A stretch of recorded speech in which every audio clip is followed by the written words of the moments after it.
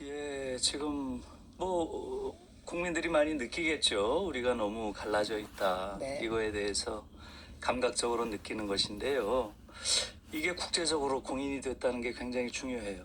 그게 무슨 예. 말씀이실까요? 작년에 네. 입소스라는 데서 영국의 킹스 칼리지라고 하는 아주 명문 대학이죠. 예, 예. 거기 런던 정책 연구소라는 데가 있어요. 예. 거기서 26개국 28개국이네요. 28개국 한 2만 8천 명이니까 한 나라에 한 1,000명씩 대상으로 조사를 한 게 있어요. 분열 정도를 조사한 겁니다.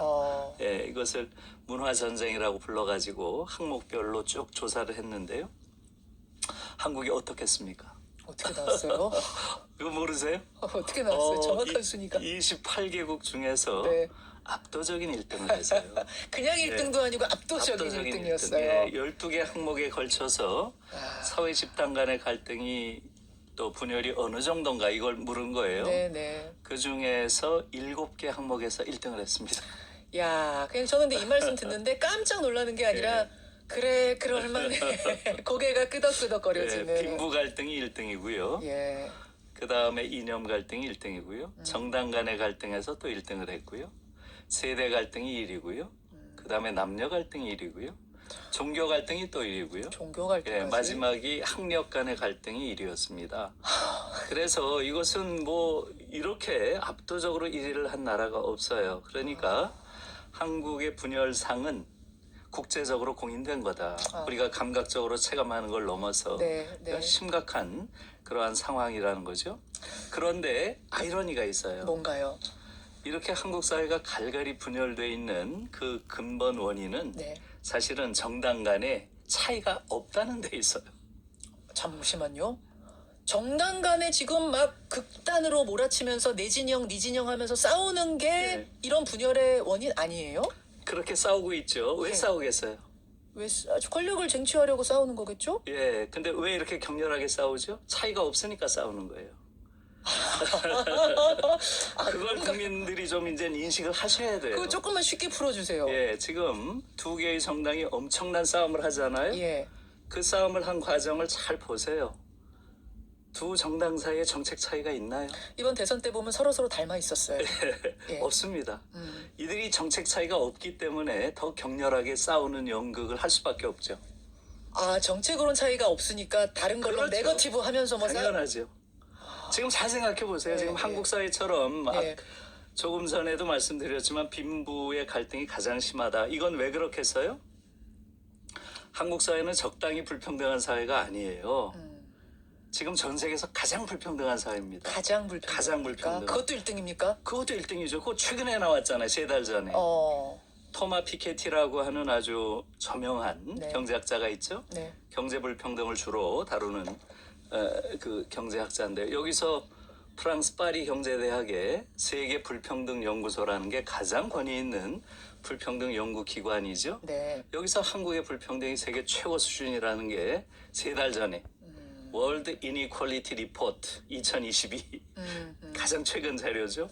거기서 또 한번 확인이 됐어요. 아, 그래도 우리 옛날에 비하면 많이 평등해졌다 이렇게 생각하고 있었던 거 아니에요? 전혀 그렇지 않죠. 예, 지금 그 불평등 정도는 지금 너무너무 심각한 상태고요. 그건 지금 시간이 없으니까 예, 제가 예, 자세한 걸 말씀은 안 드리지만 특히 가장 심각한 건 이강국 교수라고 지금 리츠메이칸 대학의 한국인 교수죠. 네. 이분이 부동산 불평등 분야의 가장 전문가예요. 이분이 그 한국의 불평등의 근원, 그것은 부동산 불평등에 있다. 이렇게 하는데 그 정도가 어느 정도인지 아세요? 또 1등이에요. 또 1등. 상위 1%가 55%의 부동산을 소유하고 그쵸? 있습니다. 예. 예?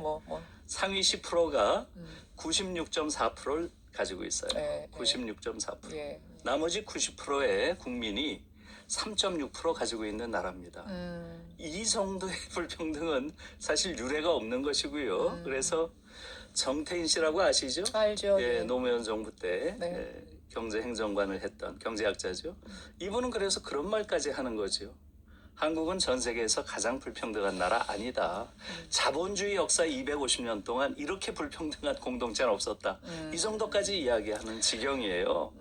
그러니까 사실 불평등 문제가 굉장히 심각하죠. 그런데 요번 대선 한번 보세요. 네.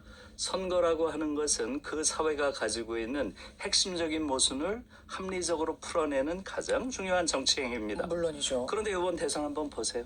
이 불평등 문제를 풀겠다고 나온 후보가 있어요, 없어요? 아니 뭐 나름 다 불평등 해결하겠다고 했던 거 아니에요, 교수님? 이 불평등 문제를 어떻게 해소하면 되겠어요? 어떻게 해소해야 됩니까? 너무 쉽죠. 평등하게 하면 되죠. 아, 그리고 평등은 어떻게 이루나요? 그 방법도 너무 쉽죠. 정의로운 조세. 어느 나라나 정의로운 조세로 불평등 문제를 푸는 거예요. 생각해 보세요. 평등 문제를 제기한 후보가 있나요? 증세 문제를 제기한 후보가 있나요? 부유세 문제를 제기한 후보가 있나요? 아무도 없어요. 똑같죠. 이게 지금 한국 사회 핵심 문제예요.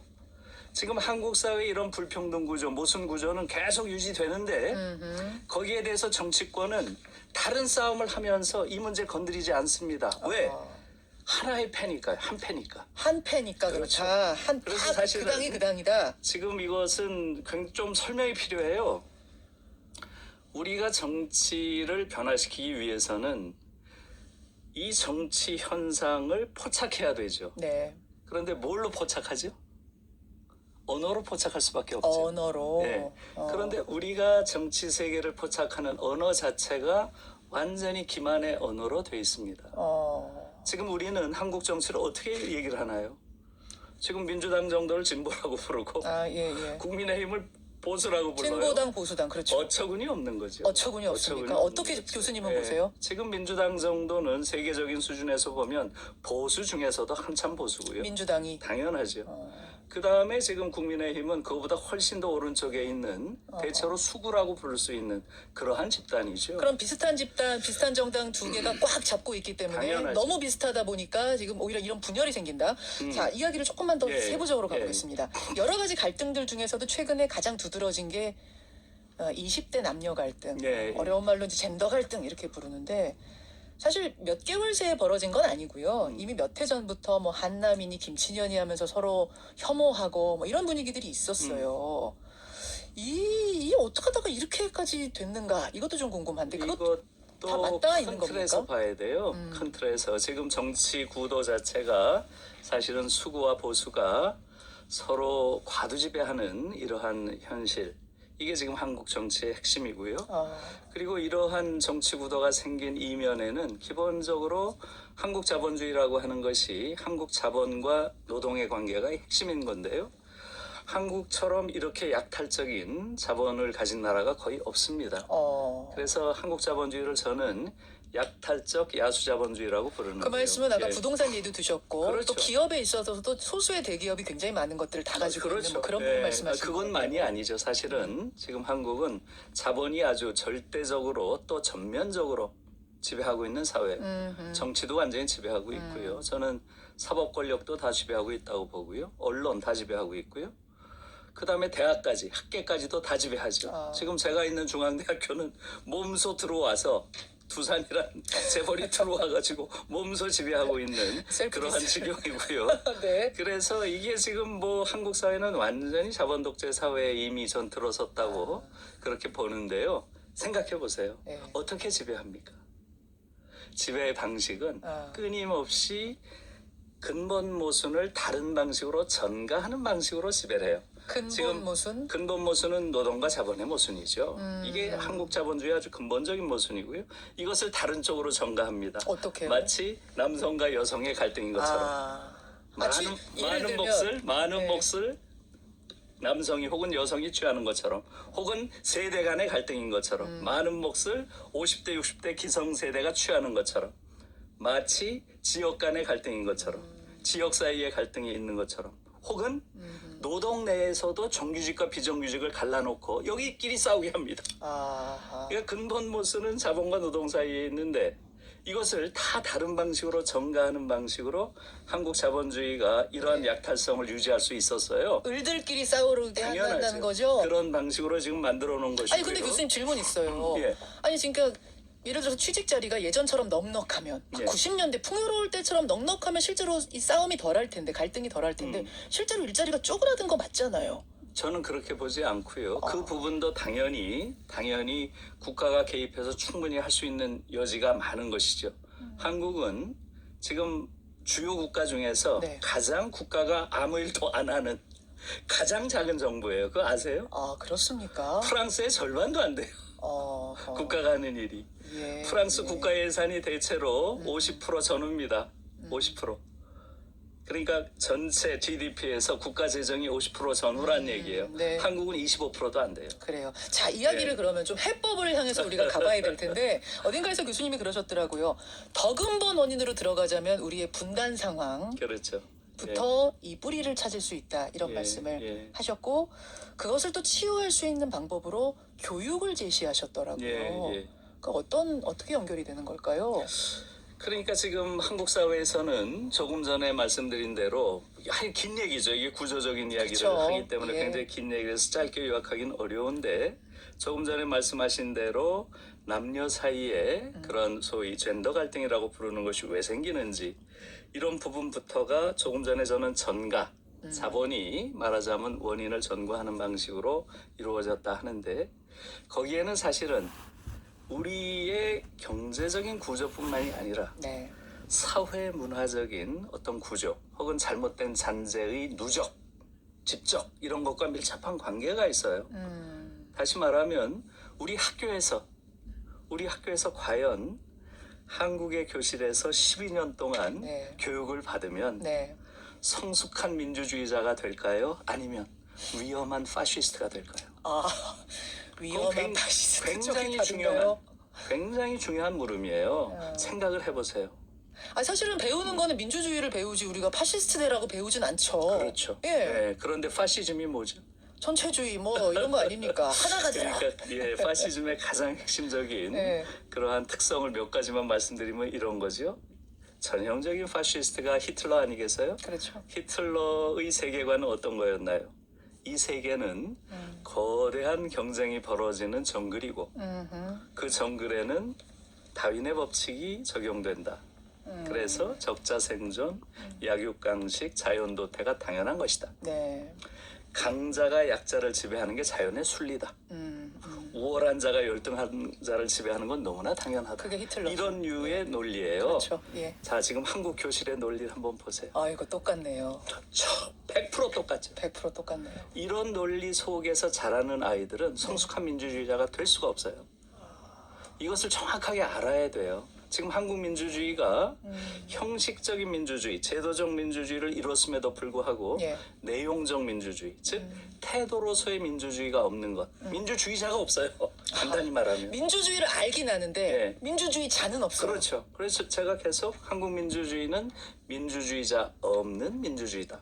한국 민주주의는 광장의 민주주의와 일상의 민주주의가 괴리돼 있다. 괴리돼 있다. 이런 말씀을 드리는 게 이제 그런 것이죠. 그렇게 예. 된 이유는 우리가 민주주의란 이론은 너무 잘하는데 민주주의자가 되지 못한 이유는 교실부터가 이미 그렇죠.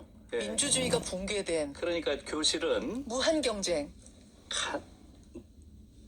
민주주의가 그냥 적당히 붕괴된 게 아니에요. 싹 붕괴됐어. 완벽하게 붕괴돼 있어요. 지금 말씀드린 대로 한국 사회의 경쟁 교육, 예. 또 우월을 나누는 네. 그러한 교육, 또 우월한 자가 열등한 자를 지배하는 게 너무나 당연하다는 류의 교육. 이건 완전히 파쇼 교육입니다. 아, 그 다음에 교실에서 네. 배우는 아이들, 학생들을 정치적 미수가 취급을 해요. 미수가 지금. 미수가 취급을. 그리고 교사들은 네. 정치적 금치산자예요. 교사들은. 그래요? 전 세계에서 예, 아무 지금 말도 못해요. 아니 아무 말도 말이에요? 못하는 게 아니죠. 어떤 의미예요, 그럼? 그럼 정치적 시민권이 없잖아요. 교사들은 정치 행위를 할 수도 없고 공무원, 예. 국회의원이 될 수도 없고 네. 지금 한국 사회에서 정치적인 시민권을 박탈당한 유일한 인물들이 지금 교사들입니다. 교사가 보세요. 교실에서 정치 교육 못 한다는 그 말씀이신 그렇죠. 거죠? 지금 OECD에 38개국이 있죠. 네. 그 중에서 교사의 정치적 시민권을 박탈하고 있는 유일한 나라가 어딘 줄 아세요? 우리나라입니까? 맞습니다.